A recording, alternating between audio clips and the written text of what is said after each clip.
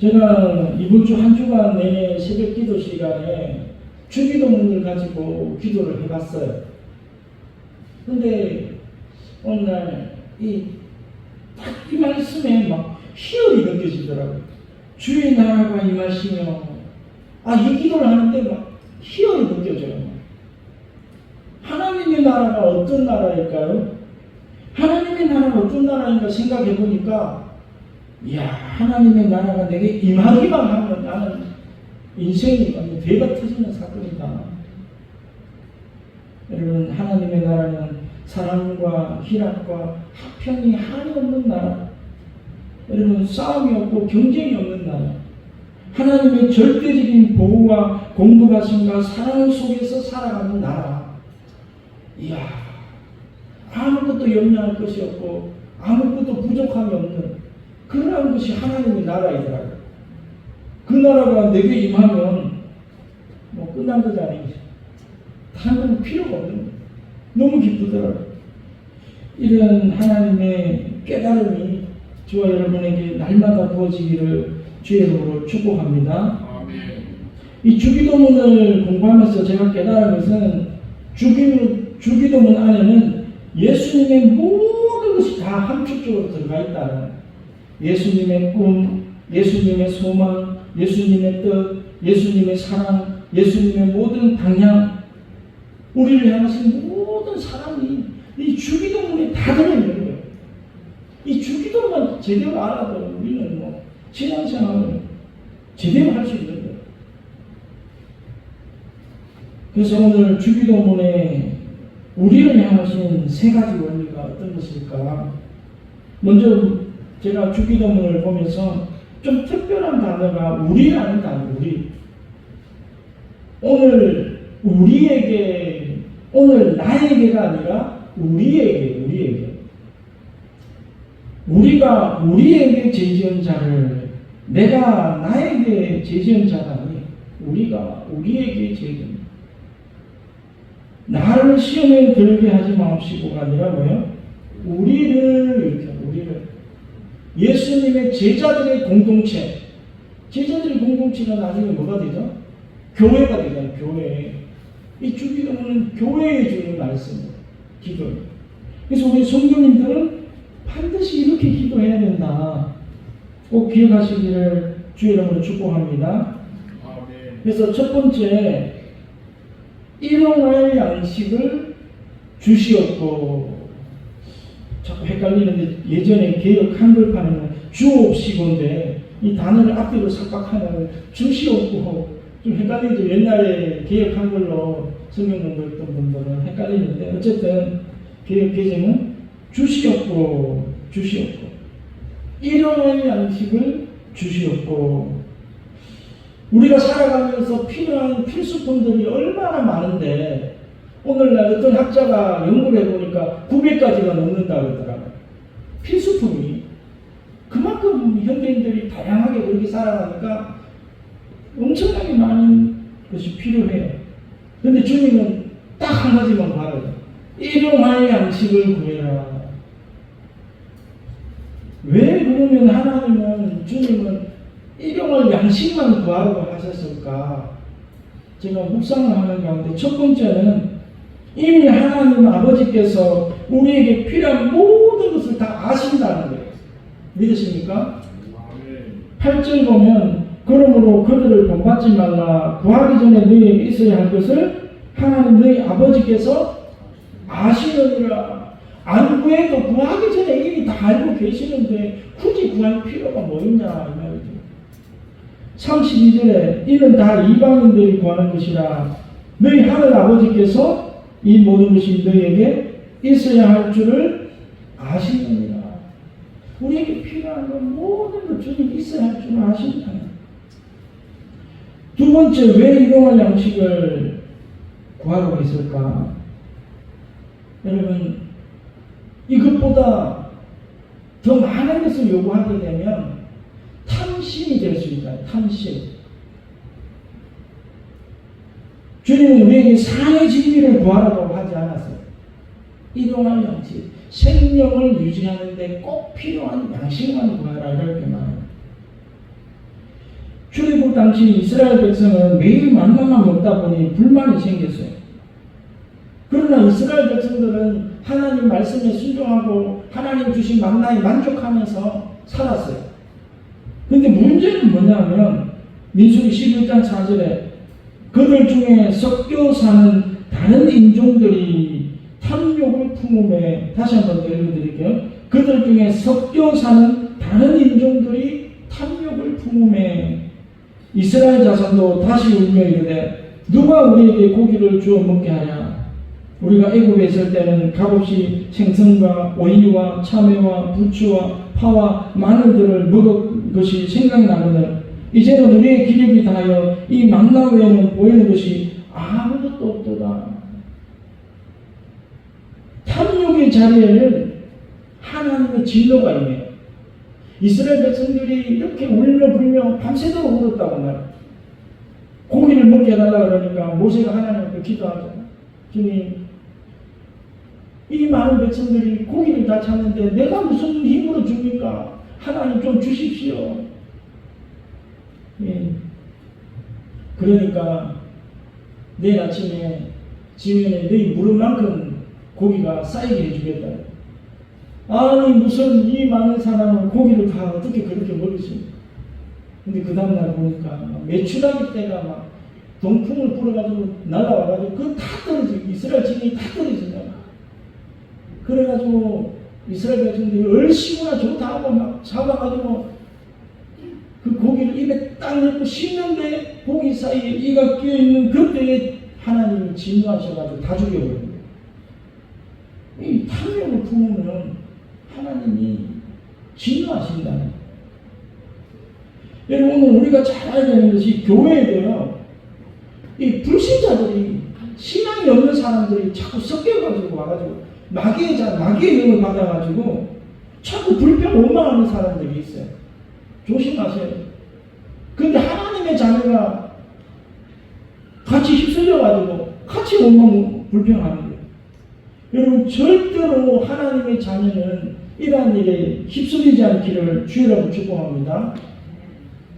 이 섞여 들어온 다른 인종들이 탐욕을 품고 막 계속 원망하고 불평하고 이스라엘 같은 부축이니까 그냥 아무 생각 없이 그냥 하나님 의지하고 만족하고 살던 이스라엘 백성들 막 물이 들어가지고 같이 막 울고 불고 막 원망하고. 여러분 우리가 하나님만을 바라보기를 주여로 축복합니다. 여러분 가만히 생각해 보니까 큰 탐욕을 부릴 것 같지도 않아요.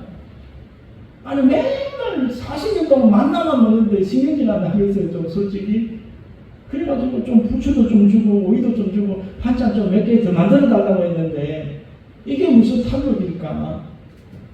인간의 편에서 보면 아무것도 아닌 것 같은데 하나님의 편에서 보면 이게 탐욕이라는 거예요. 하나님이 주신 것 외에 하나님이 주신 은혜에 만족하지 못하고 자꾸 욕심을 내가 더 달라고 하는 게 탐욕이라는 거예요. 우리가 탐욕을 부리게 되면 첫 번째 만족하지 못하고 두 번째는 우리 입에 감사가 없어져요. 하나님 앞에 고맙습니다 감사하다는 말이 없어져요. 여러분 매일 하나님 앞에 감사하십니까? 내 입에서 감사가 왜 안 나오냐? 내 속에 탐욕이 있기 때문에. 탐욕. 나를 생명이 있게 하고 만물의 영장으로 만들어주신 것만 해도 얼마나 감사가 나와요. 그래서 우리는 하나님 앞에 늘 감사하는 삶을 살게 하기 위해서 이 탐욕을 부리지 마라. 그리고 사람이 많은 것을 쌓아놓게 되면 하나님을 잊어버리는 거예요. 누가복음 12장에 보면 또 이르되 내가 이렇게 하리라. 내 곡관을 열고 더 크게 짓고 내 모든 곡식과 물건을 거기 쌓아두리라. 또 내가 내 영혼에게 이르되 영혼아 여러 해서의 물건을 많이 쌓아두었으니 평안히 쉬고 먹고 마시고 즐거워하자니라. 하나님은 이르시되 어리석은 자여 오늘 밤에 내 영혼을 도로 찾으리니 그러면 너가 준비한 것이 누구의 것이 되겠느냐 하셨으니 자기를 위하여 재물을 쌓아두고 하나님께 대하여 부요하지 못한 자가 이와 같으니라. 여러분 생명은 누구한테 있어요? 하나님께 있는 거죠. 그런데 우리가 이 생명이 내 것이라고 착각하고 살아가죠. 막 끌고 모아놓고 막 쌓아놓고 야 이제 이만하면 됐다 먹고 살자 막 놀러 다니고 살자. 근데 하나님이 먹고 살만하니까 다 데리고 가버리잖아요. 그럼 그게 누구 것이에요? 자기 것이 못 되는 거예요. 우리의 생명은 오직 주님께 있는 거예요. 주님께 맡겨야 돼요. 그리고 마태복음 6장 19절에도 너희를 위하여 보물을 땅에 쌓아두지 말라. 거기는 종과 동록이 행하며 도둑이 구멍을 뚫고 도둑질하느니라. 오직 너희를 위하여 보물을 하늘에 쌓아두라.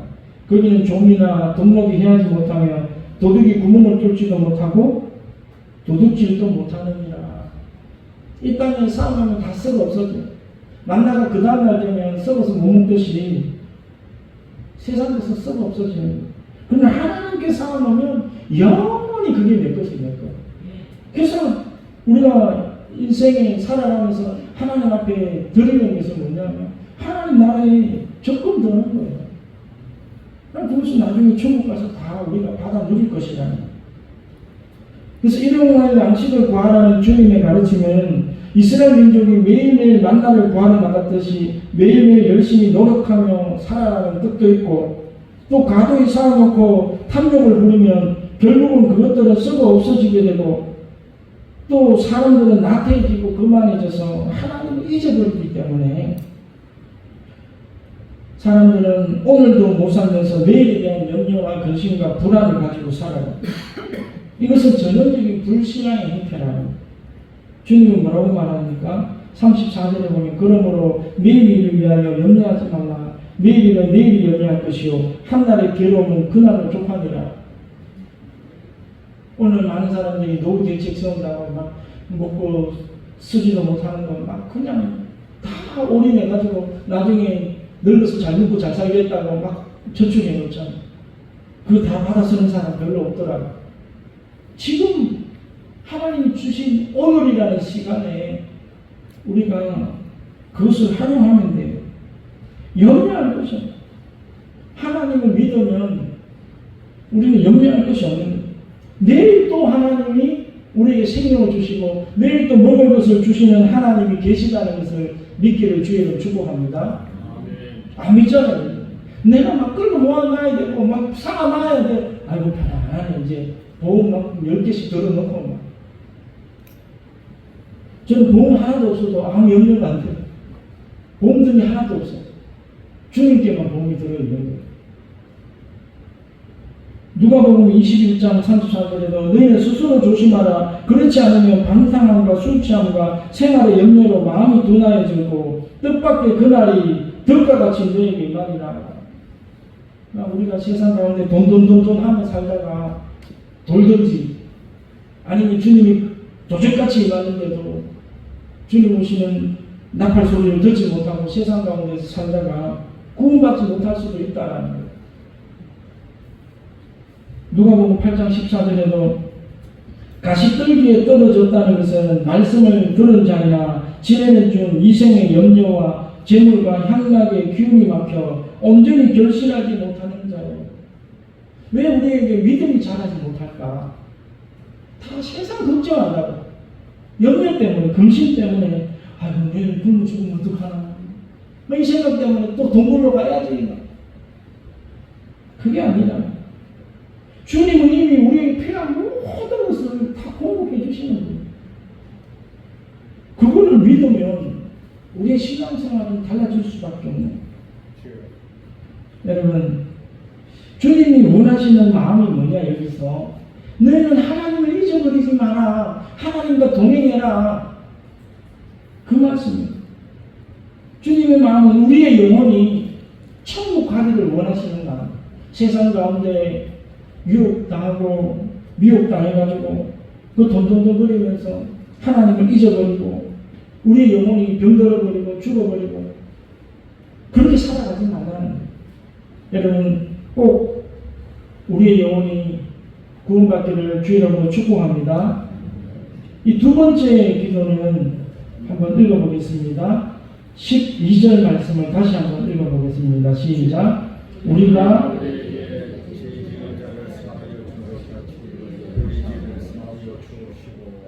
아멘.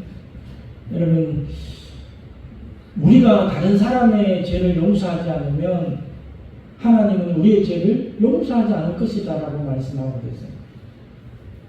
마태복음 18장에 보면 1만 달란트 빚진 자 비유가 나오죠. 여러분 아시죠? 1만 달란트 빚진 자 비유. 어떤 사람이 그 주인에게 1만 달란트를 빚을 줬어요. 그 주인이 갚으라고 그러니까 막 한 번만 용서해달라고, 한 번만 불쌍히 여겨달라고, 내가 꼭 갚겠으니까 한 번만 봐달라고. 그러니까 그 주인이 불쌍해가지고 그래 알았다 그러면서 빚을 탕감해 준 거예요. 안 갚아도 된다 그냥. 근데 1만 달란트가 오늘날 화폐 가치로 3조 원이에요. 3조 원. 인간으로서는 갚을 수 있는 돈이 아니에요. 그래서 탕감해 준 거예요. 이 빚을 탕감받은 종이 이제 나와서 가는데 길에서 자기 친구를 만난 거예요. 보니까 이 사람이 자기한테 100데나리온 빚진 사람이야. 그래서 빨리 갚아라 그러니까 지금 당장 돈이 없는데 조금만 기다려 주십시오. 갚겠습니다. 그러니까 지금 당장 갚아라. 지금 돈이 없다 그러니까 바로 그냥 감옥에 넣어버린 거예요. 근데 이게 소문이 나가지고 다시 그 주인에게 들어간 거예요. 그 주인이 다시 불러가지고 나는 너를 그렇게 용서해주고 다 탕감해줬는데 어찌하여 너는 그 작은 것도 용서해주지 않느냐. 그러면서 다시 다 갚아라 그러면서 옥졸에게 맡겨버린 거예요. 그러면서 하나님이 이렇게 말해요. 너희가 각각 마음으로부터 형제를 용서하지 아니하면 나의 하늘 아버지께서도 너희에게 이와 같이 하시리라. 우리가 아무리 하나님 앞에 거룩한 예배를 드리고 하나님 사랑한다 그래도 우리가 형제를 용서하지 않으면 우리의 기도도 헛된 것이 될 수가 있다는 거예요. 여러분, 우리가 하나님의 긍휼과 하나님의 불쌍히 여기심으로 저와 여러분이 구원받는 줄 믿습니다. 우리의 공로나 우리의 많은 돈으로 우리가 구원받는 게 아니잖아요. 주님이 우리를 얼마나 불쌍히 여기셨으면 나는 더 이상 따지고 묻지도 않는다. 다 용서해줬다. 과거의 죄든 현재의 죄든 미래의 죄든 예수 믿고 회개만 하면 다 용서해줬다. 이렇게 말합니다. 여러분, 이렇게 긍휼이 많으신 분이 우리 하나님 아버지. 내가 너를 이렇게 불쌍히 여겼으니 너도 너에게 잘못한 사람에게 이런 긍휼을 베풀어라. 이 말이에요. 하나님은 긍휼의 하나님이니까 너도 긍휼의 자녀가 되라. 저와 여러분이 이러한 마음을 품게 되기를 주여로 축복합니다. 이 초대교회 때 유명한 목사님이 계셨는데 크리스 스톰이라는 목사님이 그 교회가 신고하는 교회가 예배를 드릴 때마다 주기도문을 외웠다라는 거예요. 주기도문을 쭉 외우다가 오늘 이 구절이 딱 나오면 조용해지더라는 거예요. 왜 그랬을까? 바로 하나님은 나의 모든 죄를 용서해 주셨는데 나는 왜 내 형제들의 죄를 용서하지 못할까? 마음의 가책이 온 거예요. 양심의 가책이 온 거예요. 그래도 초대교회 때 신도님들은 양심의 가책이가 되어 있고 양심이 살아있었던 거예요. 그런데 우리들은 어때요? 이 주기도문은 그냥 암송하는 거니까 외우는 거니까 아무 양심의 그리낌 없이 그냥 외워버리잖아요. 그게 아니라 외우고 보자는 식의 기도가 아니에요. 정말 이 주기도문을 나의 삶에 대입시켜보고 적용시켜보면서 진리가 있어야 돼요. 내가 정말 우리 형제를 사랑했는가, 용서해줬는가. 하나님은 우리 죄를 어떻게 하셨어요? 동이 쇠에서 먼 것 같이 던져버려. 내 덩기를 던져버렸다. 너희 죄가 진홍같이 붉고 주홍같이 붉을지라도 우리가 주님 앞에 회개하면 희게 만들어 주시고 완전히 잊어버리신다. 하나님은 완전하신 분인데 어떻게 잊을 수가 있을까? 우리가 형제의 잘못과 허물을 용서하지 않고 미워하고 있다면 그런 사람이 하는 기도나 예배는 하나님이 받지 않으신다는 것을 여러분 기억하기를 주의로 축복합니다. 그래서 형제를 미워하고 용서하지 않는 상태로 기도하는 것이나 예배하는 것은 세상말로 헛제사 드리는 거예요. 예배 아무리 드려도 잘못 드린 것이라고. 안 드린 것보다 더 못할 수가 있어요. 그래서 마태복음에도 이런 말씀이 있더라고요. 나는 너희에게 이르노니 형제에게 노하는 자마다 심판을 받게 되고 형제를 대하여 나가라 하는 자, 나가라는 말은 바보라는 말이에요. 바보라고 하는 자는 공회에 잡혀가게 되고 미련한 놈이라 하는 자는 지옥불에 들어가게 되더라. 큰일 났어요. 여러분 우리 친구들한테 이 미련한 놈을 한번 아는 사람 있어요? 막 친구 막 욕했던 적이 다 있잖아요. 근데 예수님은 지옥불에 들어간대요. 너무 무섭잖아요. 그러므로 예물을 제단에 드리려다가 거기서 내 형제에게 원망 들을 만한 일이 있는 것이 생각나거든.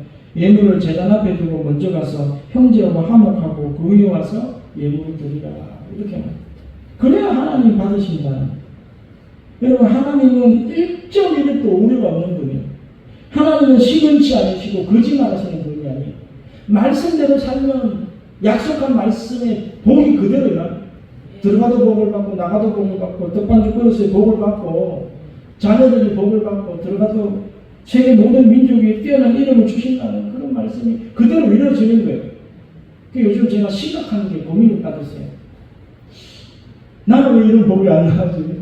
뭐 참 넘치는 복이 있다는데 왜 이런 복이 안 올까? 심각하게 저는 고민을 하고 있어요. 여러분 하나님 많이 사랑하시죠? 되게 하나님을 엄청 사랑해요. 물어보면 나만큼 하나님 사랑하는 사람 없습니다. 그래가지고 헌금도 최고 많이 하고 봉사도 많이 하고 막 구제도 많이 하고 그런데 왜 우리의 삶에 변화가 없고 은혜가 없고 복이 없을까? 한 가지에 걸리는 거예요. 우리가 위선하고 있다. 위선. 거짓된 신앙생활을 하고 있다. 하나님을 사랑한다고 하는데 형제를 사랑하지 않잖아요. 이게 위선이라요. 위선. 요한일서 4장 20절에 보면 누구든지 하나님을 사랑하노라 하고 그 형제를 미워하는 이는 거짓말하는 자니 보는 바 그 형제를 사랑하지 않는 자는 보지 못하는 바 하나님을 사랑할 수 없느니라. 거짓말하는 지금 하나님을 사랑한다라고 막 난리를 치는데 형제를 미워하면 그것은 하나님을 사랑하는 것이 아니라 자기 의를 드러내고 자기를 돋보이게 하려고 하는 이 퍼포먼스, 외식하는 거예요. 외식하는 거예요. 그러니까 복이 임할 수가 없는 거예요. 진짜 하나님을 사랑하게 되고 하나님 말씀대로 살게 되면 우리의 삶이 천국으로 변할 줄 믿습니다. 이삭이 받은 100배 축복이 임하는 거예요. 예배 드리고 난 다음에 생수의 강물이 흘러 넘치는 거예요. 왜 예배를 드려도 생수의 강물이 흘러 넘치는 거예요? 막 기쁨이 없고 희락이 없고 막 만족이 없을까? 가짜 예배를 드리니까 가짜 예배. 천만 만번 드려도 소용이 없는 거예요. 근데 진짜 제대로 한 번이라도 하나님 마음을 합하게 하고 기쁘시게 하는 정말 하나님이 원하시면 죽어도 좋다는 그런 각오를 가지고 하나님을 뜨겁게 사랑함으로 하나님 말씀에 100% 순종하겠다라고 결단하고 하는 예배를 드려보세요. 그것을 우리가 하나님 받으시는 그런 그 마음에 하나님이 역사하시는 막 기쁨이 나고 소망이 나고 우리 삶에 생각지도 못했던 하나님의 손길 기적과 이적이 임하고 복이 임하는 믿으십니까? 네. 이런 축복이 많은데 아멘 아멘 하셔야 돼요. 그래 내 것이 되는 거지. 여러분 정말 말씀으로 우리 눈의 비늘이 벗겨지기를 주님 축복합니다. 진짜 하나님을 사랑하는 것이 뭐냐? 하나님 말씀대로 사는 거예요. 너희가 서로 사랑하는 나의 제자인 줄 아냐? 우리가 이 계명을 받았다라고 사도 요한은 말해요. 우리가 새 계명을 받았는데 주님께 이 계명을 받아요. 서로 사랑하라. 너희가 서로 사랑하면 너희가 나를 사랑하는 것으로 내가 믿겠다. 이렇게 말합니다. 세 번째로 우리를 시험에 들게 하지 마옵시고 다만 악에서 구하시옵소서. 우리의 영혼을 끊임없이 도적질하고 잡아먹으려는 사단의 세력이 있음을 우리는 명심하기를 주의라고 축복합니다. 베드로전서 5장 8절에 보면 근신하라 깨어라 너희 대적 마귀가 우는 사자같이 두루다니며 삼킬 자를 찾나니. 세상은 하나님의 자녀를 그냥 두지 않아요. 하나님의 자녀들이 복받고 천국의 삶을 누리는 것을 시기하고 배합한다는 거예요. 그러므로 그것을 못 누리도록 방해하고 파괴하는 자가 있다는 거예요. 마귀의 주 목적이 뭔가? 우리의 영혼을 도적질해서 자기가 들어갈 지옥으로 끌고 가는 거예요.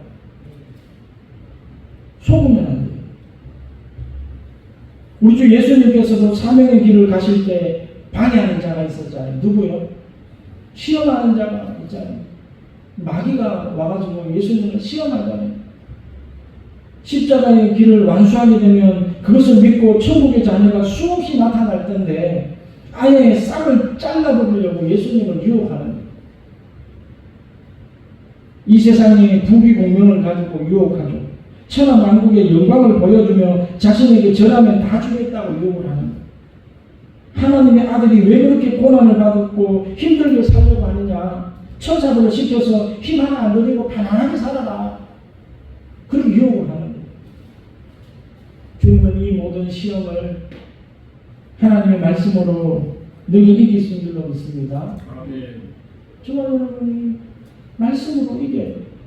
요한복음 17장 15절 내가 비놓는 것은 그들을 세상에서 데려가시기를 위함이 아니요 다만 악에 빠지지 않게 보존하시기를 위함입니다. 내가 세상에 속하지 아니함 같이 그들도 세상에 속하지 아니하며 싸움나이다. 그들을 진리로 거룩하게 하옵소서. 아버지의 말씀을 진리이다. 이렇게 말해요. 진리가 뭐야? 하나님 말씀이죠. 하나님 말씀으로 거룩하게 해달라는 주님의 마음이 뭐예요?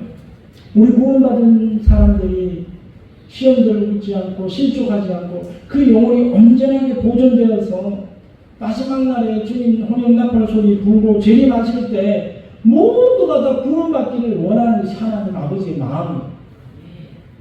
근데 우리는 세상에 눈이 돌아가가지고 막 탐욕을 부리고 욕심을 부리고 하나님 주신 것에 만족하지 못하고 그렇게 살아가잖아요. 그렇게 살아가다 보면 어떻게 될까요? 하나님과 멀어지고 하나님을 잊어버리는 거예요. 그럼 결국 우리의 영혼은 실족할 수밖에 없는 거예요. 여러분, 우리는 정말 악에서 구원해 달라는 기도에 다른 어떤 때보다 더 간절하게 기도를 하셔야 돼요. 왜냐? 세상이 악하니라. 지금 말세지간에 이 마귀가 막 총동원 돼가지고 우는 사자와 같이 우리를 잡아먹으려고 막 세상이 악하냐? 얼마나 악해? 이 악하고 더러운 세상에서 우리 자신을 거룩하게 보존할 수 있는 것이 뭐가 있겠어요? 여러분, 깨어서 기도하는 것밖에 없는 줄 믿습니까? 기도하고 말씀 보고 그 말씀으로 우리를 채찍질하고 그렇게 살아가야 됩니다. 말씀을 맺겠습니다. 주기도문의 주제는 하나님과 하나님의 나라예요. 우리 택함받고 구원받은 자들이 오직 하나님을 높이고 하나님의 뜻대로 살다가 온전하고 거룩한 모습으로 하나님 나라의 천국에 들어가는 거예요. 이게 주님이 꿈꾸시는 목표죠. 그래서 주기도문을 가르쳐 주시는 거예요. 주기도문에 세상적인 것이 하나도 없잖아요. 다 모든 것이 영적인 것이고 하나님 나라에 초점이 맞춰져 있다는 거예요. 우리 구원받은 자녀들이 세상 나라에 속하여서 사는 것이 아니라 하나님의 나라, 이 땅 가운데서도 하나님의 나라를 살다가 그렇게 마지막 날에 천국 가기를 주의 이름으로 축복합니다. 교회는 세상 가운데 있는 하나님의 나라예요. 사막의 오아시스와 같은 곳이 되어야 돼요. 사랑하는 성도 여러분, 이 교회는 저 바깥 세상에서 지치고 상처받고 목말라하고 쉴 곳 없어 헤매는 사람들에게 천국의 생수를 공급하는 오아시스와 같은 그런 장소가 되기를 주로 축복합니다. 정말 힘이 격도로 죄짓어지고 허덕이고 살아가는 그 영혼들 예수 그리스도의 피로 목욕을 시키고 깨끗함을 입게 하고 상쾌하게 만들어서 새로운 삶을 살아가게 만들어야 하는 것이 교회라는 주기도문에는 이런 의미가 다 들어있는 교회는 하나님의 집이기 때문에 이곳에서는 부족함이 없는 것이에요. 하나님께 부족함이 어디 있겠습니까? 왜 우리가 그것을 못 받느냐? 하나님 뜻대로 살지 않기 때문에 못 받는다고 저는 믿어요. 저와 여러분이 주님의 꿈대로 주님의 바람대로 우리가 믿음을 가지고 그렇게 살아가기를 주여로 축복합니다. 아멘. 절대로 욕심내지 마세요. 주여 탐욕 부리지 마세요. 섞여 사는 이방인들 무리들처럼 자꾸 탐욕을 부리면서 시기하고 원망하고 불평하면 안 돼. 하나님이 주신 은혜에 만족하고 사는 거예요. 만족하고. 아멘. 모든 것을 좀 만족하세요. 만족하고. 이게 우리에게 바라는 것입니다. 그러므로 우리 많은 시간들을 세상에 빼앗기지 않고 하나님께 드릴 수 있는 거예요. 만족하지 않으면 하나님께 드릴 시간도 없고 몸도 없고 물질도 없어지는 거예요. 오늘 우리 한번 기도하기를 원합니다.